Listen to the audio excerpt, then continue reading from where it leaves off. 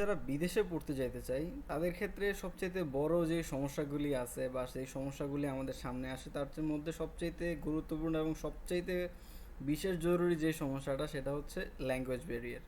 এখন আমরা যদি বিদেশে পড়তে যেতে চাই আমরা সর্বপ্রথম চিন্তা করতে হবে আমরা কোন দেশে যাব এবং কোন ইউনিভার্সিটিতে পড়ালেখা করব এবং সেটার আমাদের বেনিফিটস কী এবং সেটার আমাদের আউটপুট কী আসবে। তো ওই ক্ষেত্রে সর্বপ্রথম আমরা অনেকেই চিন্তা করি ইউরোপের কথা, অনেকেই চিন্তা করে সাউথ কোরিয়া অথবা জাপানের কথা। এখন সাউথ কোরিয়া জাপান আমরা যারা যাইতে চাই তারাও অনেক ভালো চিন্তা করে, কারণ হচ্ছে এখানে হয়তো লাইফে অনেক কিছু করার সুযোগ থাকতে পারে, পড়ালেখার কোয়ালিটি, তারপরে হচ্ছে আপনার জব অপরচুনিটিস, ইনকাম ফেসিলিটিস, সব কিছু মিলে জাপানে সাউথ কোরিয়াতে ভালো অপরচুনিটিস আছে। এই জন্য অনেকেই জাপানে এবং সাউথ কোরিয়াকে রেফার করে। আবার অনেকেই ইউরোপ আমেরিকায় যেতে চায়। এখন যারা ইউরোপ আমেরিকা যেতে চায় তারা তো নিঃসন্দেহে আইএলটিএসে চলে যায়, কিন্তু যারা সাউথ কোরিয়াতে যেতে চায় কিংবা জাপানে যেতে চায় তারা কি করে, তারা চলে যায় হচ্ছে সাউথ কোরিয়ান ল্যাঙ্গুয়েজ শিখতে কিংবা আপনার জাপানের ল্যাঙ্গুয়েজ শিখতে।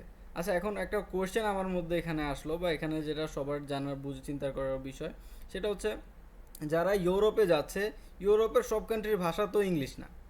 এখন ইংলিশ যদি না হয়, মনে করেন যে ফ্রান্সে যাবে তার ভাষা একরকম, যে ফিনল্যান্ডে যাবে তার হচ্ছে ফিনিশ, যে ডেনমার্কে যাবে তার হচ্ছে ড্যানিশ। তো এক একটা দেশের ভাষা যদি একরকম হয় তাহলে তারা কেন ইংলিশ শিখে, কেন তারা আইলসে যায়? এখন আইলসে যাওয়ার বেনিফিটটা কি, আর সাউথ কোরিয়ান ল্যাঙ্গুয়েজ জাপানিজ ল্যাঙ্গুয়েজের বেনিফিটটা কি? এখন এইটা যদি কম্পেয়ার করতে যাই আমরা চিন্তা করতে হবে যে আসলে আমরা এটা দিয়ে কী করতে পারি, ওইটা দিয়ে কী করতে পারি।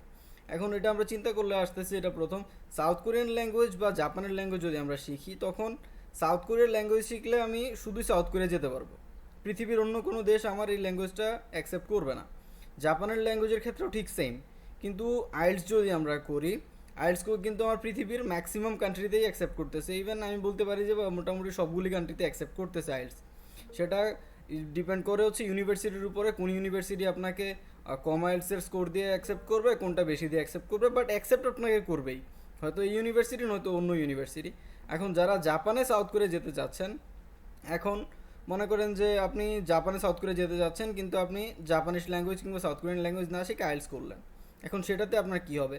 ভাই, আপনি জাপানের ল্যাঙ্গুয়েজ শিখে যদি জাপানে যেতে চান কিংবা সাউথ কোরিয়ান ল্যাঙ্গুয়েজ শিখে সাউথ কোরিয়া যেতে চান, তারপরেও কিন্তু আপনি N5 কমপ্লিট করে যাওয়ার পরেও কিন্তু আপনার ফাউন্ডেশনের জন্য 6 মাসে আরও কোর্স করতে হচ্ছে, আপনার 6 মাস আরও সময় দিতে হচ্ছে আপনার জাপানিজ ল্যাঙ্গুয়েজের উপরে। আর আইএলটিএস যদি আপনি করেন, আইএলটিএসের মিনিমাম স্কোর যেটা 5.5, আপনি একজন মোটামুটি আইএলটিএসের জন্য প্রিপারেশন, আইএলটিএস যেটা বিষয়টা কি সেটা বুঝে যদি আপনি এক্সাম দেন, আশা করি 5.5-এর নিচে আপনার আসবে না। তো 5.5 যদি আপনার আসে, আপনি জাপান এবং সাউথ কোরিয়াতে আপনি অ্যাকসেপ্টেড হবেন। জাপান সাউথ কোরিয়া যদি আপনার আইএলটিএসের 5.5 দিয়ে অ্যাকসেপ্ট করে, তাহলে আপনি জাপানিজ ল্যাঙ্গুয়েজ শিখতে কেন যাচ্ছেন? আপনি কেন সাউথ কোরিয়ান ল্যাঙ্গুয়েজ শিখতে যাচ্ছেন? কেন আপনি আইএলটিএসে যাচ্ছেন না?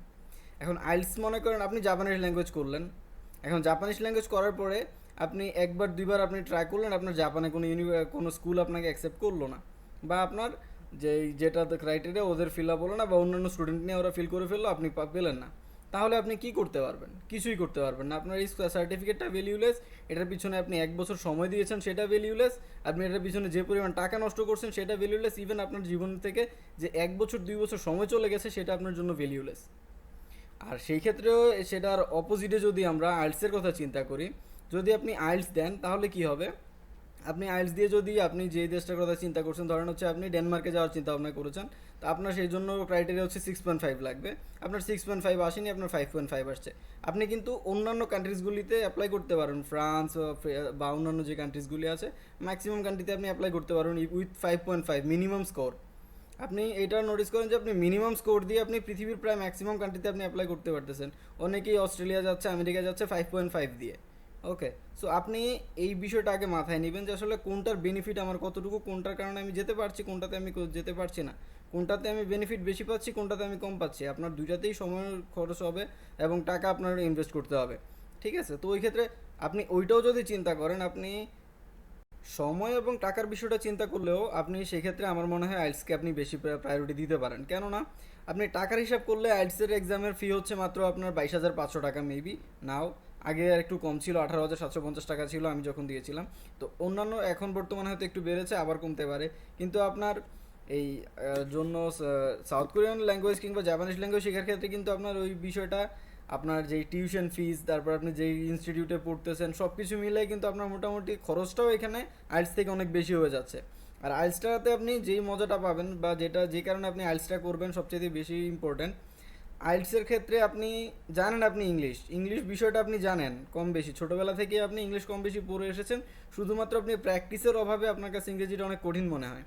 কিন্তু সেই জায়গায় জাপানিজ ল্যাঙ্গুয়েজ এবং কোরিয়ান ল্যাঙ্গুয়েজ আপনি এ থেকে জেড কিছুই আপনি জানেন না, আপনি একটা অ্যালফাবেটও জানেন না, তাহলে আপনি অ্যালফাবেট থেকে আমরা যখন ছোটোবেলা থেকে সরে সরে শিখে যেরকমভাবে বাংলা বলতে শিখেছি, আপনি ঠিক সেম ওয়েতে জাপানিজ এবং কোরিয়ান ল্যাঙ্গুয়েজে আপনি সময় দিতে হবে। ভাই ট্রাস্ট মি, আপনি জাপানিজ ল্যাঙ্গুয়েজ কোরিয়ান ল্যাঙ্গুয়েজের 50% এফোর্ট যদি আপনি আইএলটিএসের জন্য দেন, আপনি এর 50% এফোর্ট যদি আপনি আইএলটিএসের জন্য দেন, আপনার আইএলটিএসের স্কোর মিনিমাম 6.5 অর 7.5 থাকবে। 6.5 টু 7.5 উইথ 50% এফোর্ট। আপনি যদি আরও বেশি এফোর্ট দেন, আপনার 7.5 আসতে পারে, 6, 7 আসতে, 8 আসতে পারে, সেটা ভিন্ন বিষয়। আপনার 8-এর প্রয়োজন নয়, 9-এর প্রয়োজন নেই, আপনার দরকার 6-এর উপর। আপনি 6.5, 7.5 মোর দেন এনাফ। ওকে, আপনি যদি মনে করেন আপনার বেড লাক, আপনার ভালো স্কোর আসলো না, আপনার 5.5 আসছে, তাও আপনি পৃথিবীর ম্যাক্সিমাম কান্ট্রিতে অ্যাপ্লাই করতে পারবেন। বাই ট্রাস্ট মি, মজার বিষয় কি, এখন যে স্টুডেন্টরা আছে বা অনেকে আছে যারা আপনার পর্তুগালে, পোল্যান্ডে কিংবা ফ্রান্সে যাওয়ার জন্য উদ্গ্রীব হয়ে বসে আছে, ইতালি যাওয়ার জন্য উদ্গ্রীব হয়ে বসে আছে, বাই ট্রাস্ট মি, যারা আইএলটিএস করার পরে তাদের যদিও এখানে কোনো রিলেটিভস না থাকে, আমি বিষয়টা ক্লিয়ার করি, তাদের যদিও এখানে কোনো রিলেটিভস না থাকে, তারা এইসব কান্ট্রিজগুলি নিয়ে চিন্তাও করে না। তারা চিন্তা করে কি, America, Canada, Australia, Finland, Norway, Denmark. আপনি আসলে ভাই যে বিষয়গুলো ওইখানে আপনি কী পরিমাণ অপরচুনিটিস পাবেন সেটা আপনি আমার চেয়ে ভালো জানেন, সেটা নিয়ে আপনি একটু অনলাইনে ঘাটাঘাটি করেন, আপনি অনেক বেশি ক্লিয়ার হয়ে যাবেন। সো ডিসাইড করেন আপনি যে আসলে আপনি কোথায় যেতে চাচ্ছেন এবং কেন যেতে চাচ্ছেন। আপনি কোন একটা সিদ্ধান্ত নেবেন এবং কেন নেবেন সেটা আপনি আগে নিজে ক্লিয়ার হন, দেন আপনি সিদ্ধান্তটা নেন, দেন আপনি সেটার জন্য অ্যাপ্রোচ করেন। Okay, so think before you leave, don't forget about, you always stay one decision away from your total different life. Okay, please don't forget this one. আপনার কাছে হয়তো আমার এই কথাগুলি অনেক বেশি গুরুত্বপূর্ণ না মনে হতে পারে, বাট আপনি নিজের মধ্যে একটু জাস্টিফাই করুন যে আসলে কথাগুলি কি গুরুত্বপূর্ণ ছিল কি না, কথাগুলি লজিক্যাল ছিল কি না। আপনি কেন জাপানে, আপনি জাপানে যাবেন কোনো সমস্যা নেই, আপনি সাউথ কোরিয়াতে যাবেন কোনো সমস্যা নেই, কারণ ওইখানে ভালো অপরচুনিটিস আছে।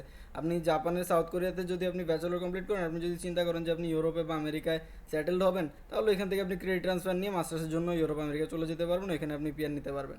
কিন্তু আপনি এখন যদি মনে করেন, আমি যেটা বারবার বলতে চাচ্ছি সেটা হচ্ছে, আপনি শুধু সাউথ কোরিয়া নিয়ে পড়ে রইলেন, আপনি শুধু জাপান নিয়ে পড়ে রইলেন, আপনার বেড লাক, আপনার হলো না। আপনি মনে করেন যে যারা 100% যারা করতেছে 100% স্টুডেন্টরাই তো আর সাউথ কোরিয়া যেতে পারছে না, 100% স্টুডেন্টরাই তো আর জাপানে যেতে পারছে না, সবার তো আর লাখ একরকম হয় না, অনেকেই আছে 5 বছর 6 বছর দেওয়ার পরে হয়নি। আমার এমন অনেক বন্ধু বান্ধব আছে।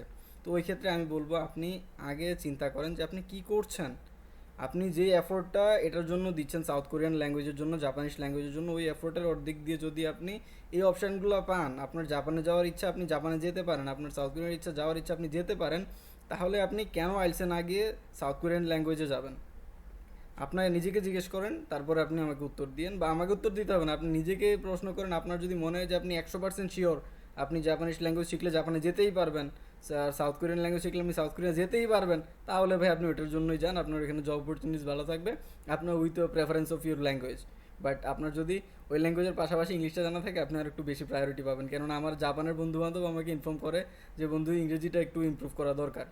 শুধু একজন না, আমার জাপানের কয়েকজন বন্ধুবান্ধব আছে এবং ভাই আছে, ওরা মনে করে যে ওদের ইংলিশটা ইমপ্রুভ করা দরকার।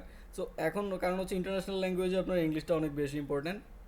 সো ওই ক্ষেত্রে আপনি সব কিছু নিয়ে যখন চিন্তা করবেন, তখন আপনি জাপানিজ ল্যাঙ্গুয়েজ আর সাউথ কোরিয়ান ল্যাঙ্গুয়েজের থেকে বেশি আপনি আইএলটিএসে প্রায়োরিটি দিতে বাধ্য। Okay, so just carry on with your decision, but think before you leave.